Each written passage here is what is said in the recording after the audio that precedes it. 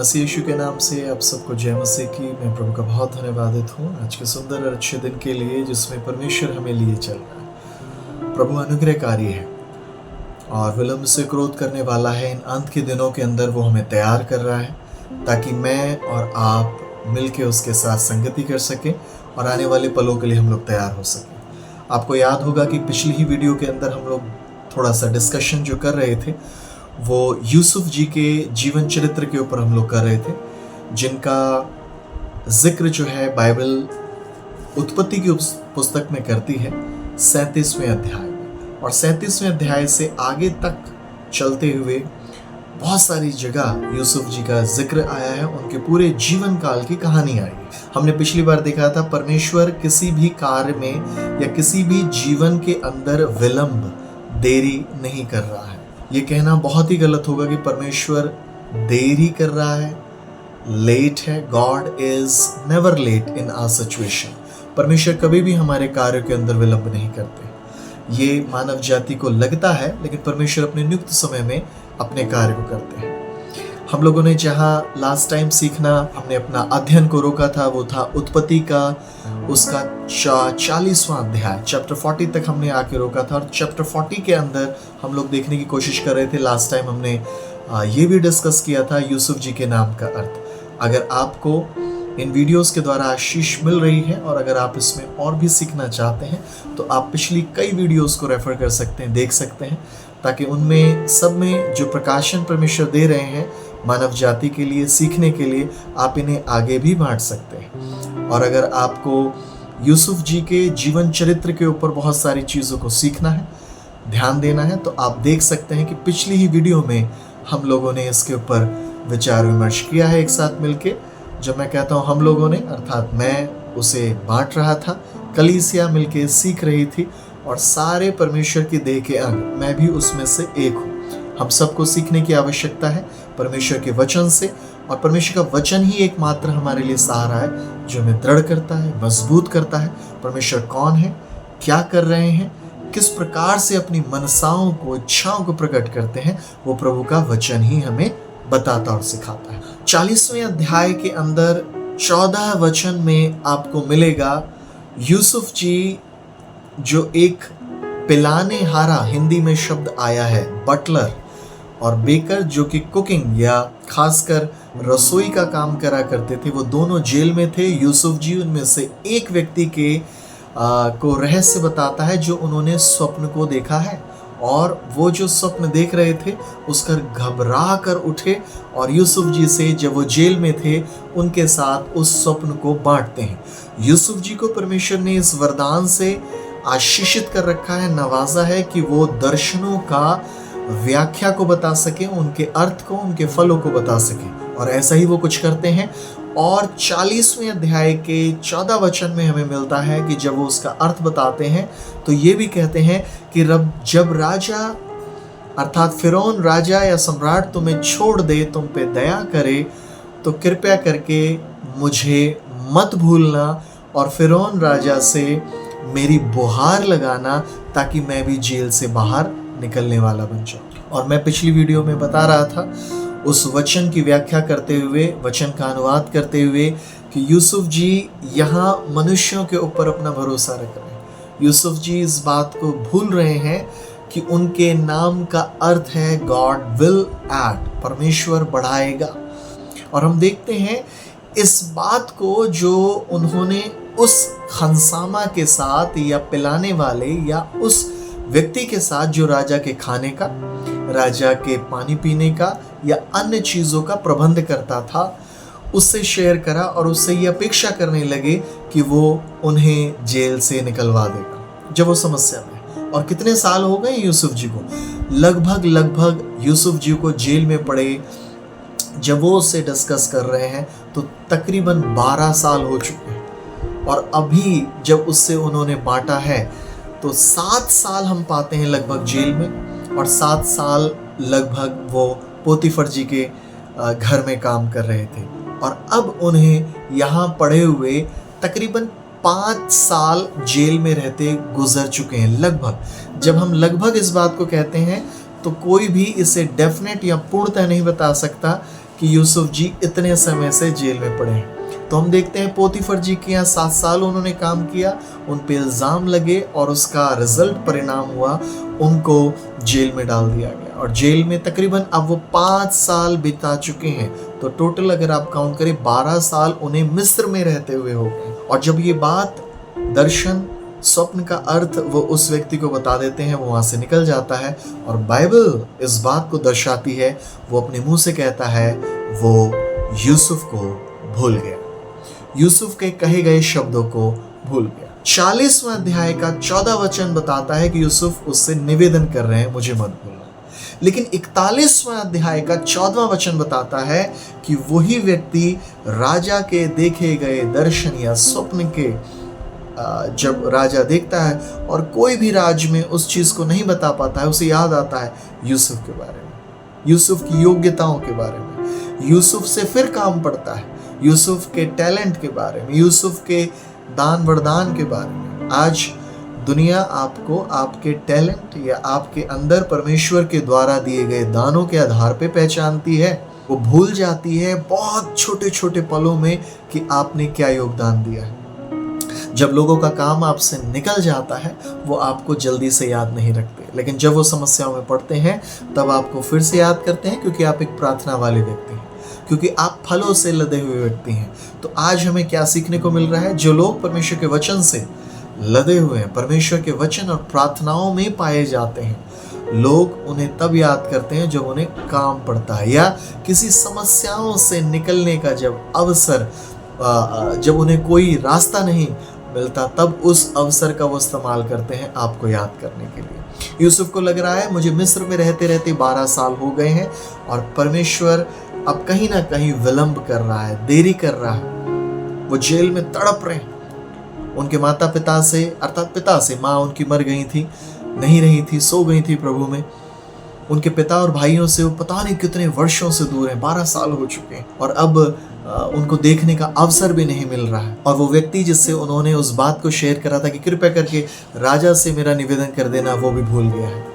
मुझे और आपको कई परिस्थितियों में ऐसा लगने लगता है कि परमेश्वर हमारी प्रार्थनाओं को नहीं सुन रहा है, वो देरी कर रहा है, परमेश्वर अब हम पे ध्यान नहीं दे रहा है। लेकिन कुछ ऐसा हुआ कि राजा ने, फिरौन राजा ने, जो कि मिस्र का बहुत बड़ी औहदे पर रहने वाला, सारा मिस्र उसके अधिकार में था, एक ऐसे स्वप्न को देखा जिसका अर्थ अनुवाद उसके बस में नहीं है, जिसका अर्थ और अनुवाद उसका फलों का बताने वाला कोई है ही नहीं। और अब राजा यूसुफ को जेल से बुलवा लेता है और बाइबल जवाब देती है कि राजा के सामने यूसुफ को प्रेजेंट किया गया। तब राजा के सामने जब उन्हें वहां प्रेजेंट किया गया, वो 30 वर्ष के पाए जाते थे और अब 2 साल बीत चुके हैं, लगभग 13 साल कंप्लीट हो गए हैं, 14वां साल चल रहा है। आज के प्रचार का शीर्षक होगा परमेश्वर बढ़ाएगा, परमेश्वर बढ़ाएगा, परमेश्वर बढ़ाएगा। और यही यूसुफ जी के नाम का अर्थ। हमने पिछली वीडियो में इन सारी बातों को डिस्कस नहीं किया था, लेकिन हम वहां रुक गए थे कि किस प्रकार से यूसुफ जी का भरोसा एक मनुष्य पर आया जो कि उनके साथ जेल में कुछ समय के लिए आया था। और वो सोचने लगे कि ये राजा का बहुत ही करीबी व्यक्ति है और अगर इसके दर्शन का अर्थ बता दिया जाए और इसके उस स्वप्न का अनुवाद कर दिया जाए तो ये मेरी बुहार, मेरी रिक्वेस्ट, विनती को राजा तक ले जाएगा और मैं छूट जाऊँ। और यही यूसुफ जी भूल गए थे अपने जीवन काल के समय में कि क्या परमेश्वर उनकी लाइफ में करना चाहते हैं। जब उन्होंने ऐसा किया, वो व्यक्ति उन्हें भूल गया, वो व्यक्ति उन्हें भूल गया, लेकिन परमेश्वर उन्हें नहीं भूला। और परमेश्वर ने राजा के द्वारा यूसुफ जी को जेल से बाहर निकलवा दिया। और जब वो राजा के सामने पेश हुए तो एक बहुत अच्छा काम हुआ। राजा ने बोला, अगर जो गाय मैंने देखी है 7 और 7 बहुत अच्छी गाय, फलवंत, हट्टी खट्टी या मोटी गाय, अच्छे स्वास्थ्य वाली गाय, जिनका अर्थ था, यूसुफ ने बताया, आने वाले समय में अच्छे 7 साल आने वाले हैं जिसमें मिस्र बहुत फलेगा फूलेगा, बढ़ता चला जाएगा। लेकिन 7 दुबली पतली जो गाय तूने देखी हैं उसमें मिस्र यह सारे इर्द गिर्द मिस्र के अकाल, पूरे देश में अकाल पाया जाएगा। उन अकालों के द्वारा जब ये सारी चीजें घटने लगेंगी तब लोग मिस्र में आएंगे, मिस्र की ओर ताकेंगे। जब यूसुफ ने इन सारी चीजों का अर्थ बता दिया तब बाइबल जवाब देती है, उस राजा ने, सम्राट फ़िरौन ने यूसुफ को वहां का प्रधानमंत्री बनाया। और यूसुफ जब प्रधानमंत्री बने तब वो मात्र 30 साल के आयु के पाए जाते थे। 17 साल में यूसुफ मिस्र में भेजे गए, यात्राओं में, परेशानियों में। और मैंने बताया था उनके कपड़े, उनके वस्त्र उनके भाइयों ने उतार लिए थे, उनके ऊपर दोषारोपण करा था। जब वो मिस्र में गए तब भी उनके कपड़े उतार लिए गए और बहुत निराश हो गए। निराशाओं में हम लोग शॉर्टकट ढूंढने लगते हैं। उस व्यक्ति के ऊपर जिस पर ट्रस्ट रखा वो भी भूल गया। लेकिन आज बाइबल जवाब दे रही है, मैं ना कभी तुझे भूलूंगा, ना मैं कभी तुझे छोड़ूंगा। बाइबल कहती है कि दूध पिलाने वाली माता अपने बच्चों को भूल सकती है, छोड़ सकती है, लेकिन मैं ना कभी तुम्हें छोड़ूंगा, ना कभी मैं तुम्हें त्यागूंगा। मुझे याद आता है मूसा जी के बारे में, व्यवस्था विवरण उसका 31 का 6 पद में मूसा जी के बारे में लिखा हुआ है। अब वो 120 साल के हो गए, बुजुर्ग हो गए, और परमेश्वर ने बोला कि अब तू कनान देश में प्रवेश नहीं कर पाएगा। मैंने ये कार्य यहोशू को सौंपा है और तेरी जगह यहोशू जाएगा। और उसको बोल, जैसा मैं मूसा के संग संग था, मैं वैसा ही यहोशू के संग भी रहूंगा। ना मैं उसे त्यागूंगा, ना मैं उसे छोड़ूंगा, ना मैं उसे कभी धोखा दूंगा। यही बात आप यहोशू की पुस्तक 1 अध्याय में पाते हैं।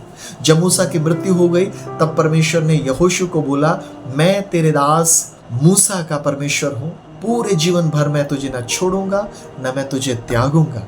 जो वचन मैंने तुझे दिए हैं उसके अनुसार कर, ना तो तू दाएं मोड़ ना बाएं मोड़। व्यवस्था की ये पुस्तक तेरे चित्त मन से ना उतरने पाए। जो इसमें लिखा है वैसे ही कर, तो इसके द्वारा तू बहुत अधिक जिएगा।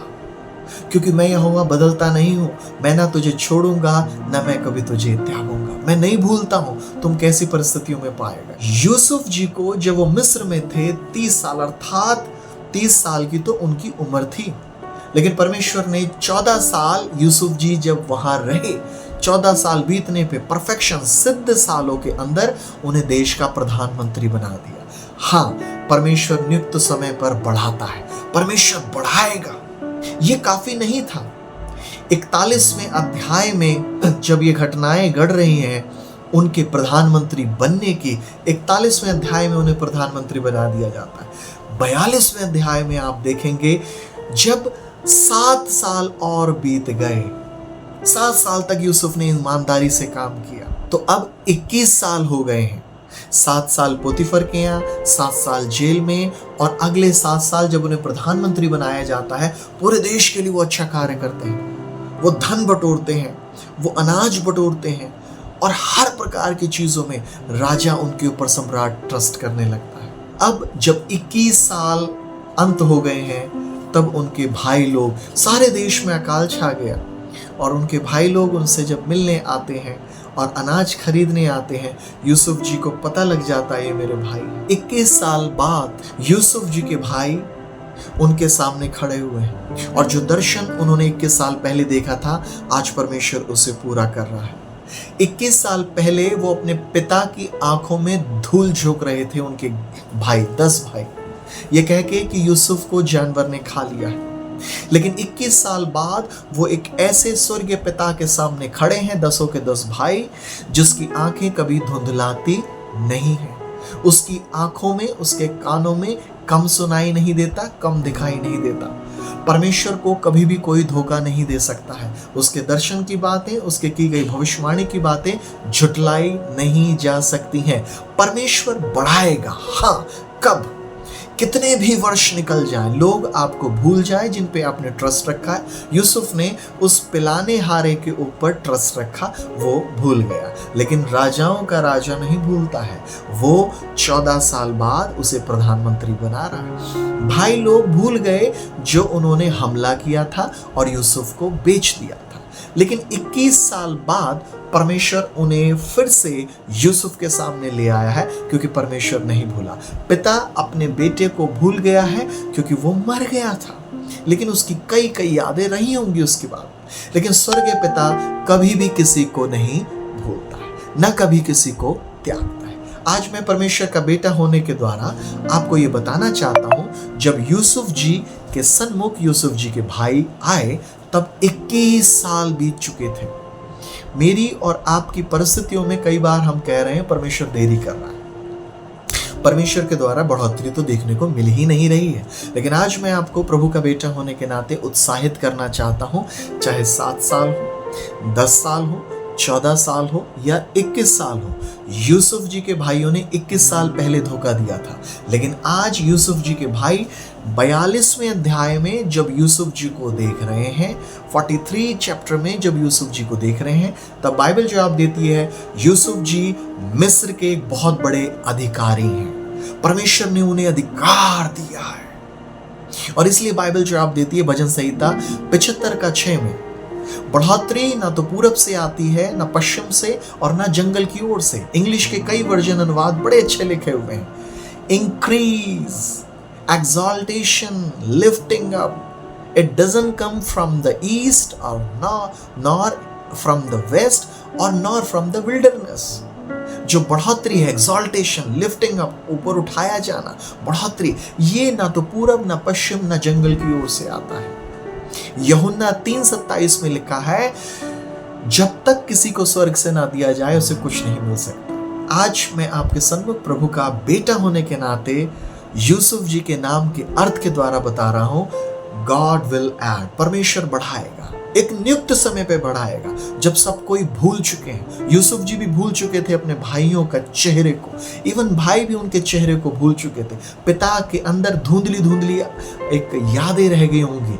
21 साल पहले एक ऐसे पिता को धोखा दिया था जिसकी आंखें बुजुर्ग हो गई थी और धुंधला रही थी। 21 साल बाद परमेश्वर ने उन भाइयों को यूसुफ के सामने लाके खड़ा कर दिया, ये बताने के लिए, ना मैं कभी तुम्हें भूलता हूं, ना मैं कभी तुम्हें छोड़ता हूं, ना मैं कभी तुम्हें त्यागता हूं। और 21 साल बाद 10 भाई इस बात को देख के बहुत चक्के रह गए। 21 साल पहले जो परमेश्वर ने दर्शन दिखाया था, आज 21 साल बाद वो पूरा हो रहा है। परमेश्वर बढ़ाएगा। और यूसुफ कहते हैं, मुझे परमेश्वर इसलिए लेके आए हैं ताकि अकाल के समय में तुम लोग सब बचाए जाओ। मुझे तुमसे कोई गिला शिकवा नहीं है। परमेश्वर ने, मैं समझ गया परमेश्वर का प्लान कि परमेश्वर ने मुझे 21 साल पहले मिस्र में क्यों भेजा।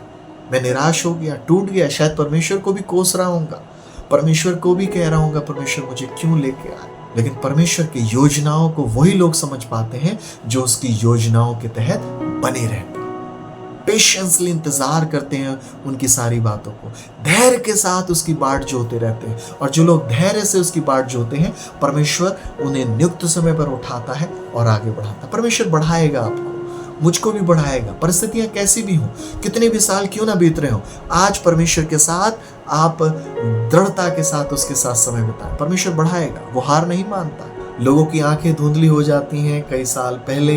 जिन लोगों ने आपको धोखा दिया है वो कई साल बाद आपके सामने आएंगे, माफ़ी मांगेंगे, शर्मिंदा होंगे, क्योंकि परमेश्वर आपको उस समय बढ़ा रहा होगा। वो देखेंगे, जिन लोगों ने आपको धोखा दिया है वो देखेंगे कई समय बाद आके कि उन्होंने जब आपको धोखा दिया था, उन्होंने जो कार्य आपके साथ किया था, लेकिन परमेश्वर ने आपको नीचे से उठाकर ऊंचे पे रखा है।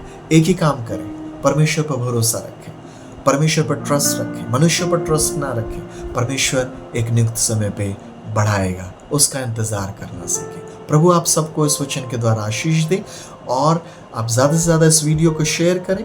और एरो सिटी चर्च के नाम से चैनल पाया जाता है, इसे सब्सक्राइब भी कर लें ताकि आपके पास लेटेस्ट वीडियो आए। फेसबुक और इंस्टाग्राम पे भी आईडी है। अब हम आने वाले समय में इस सेवा को सपोर्ट करना अगर आप चाहते हैं तो आप आर्थिक मदद से भी इस सेवा को सपोर्ट कर सकते हैं। उसका लिंक के अंदर, डिस्क्रिप्शन बॉक्स के अंदर सारी बातें वहाँ दर्शाई गई हैं। आप इस समय का और इन चीज़ों का उपयोग करें और परमेश्वर आपको बहुत ऐसे आशीष दे। धन्यवाद। जय मसीह।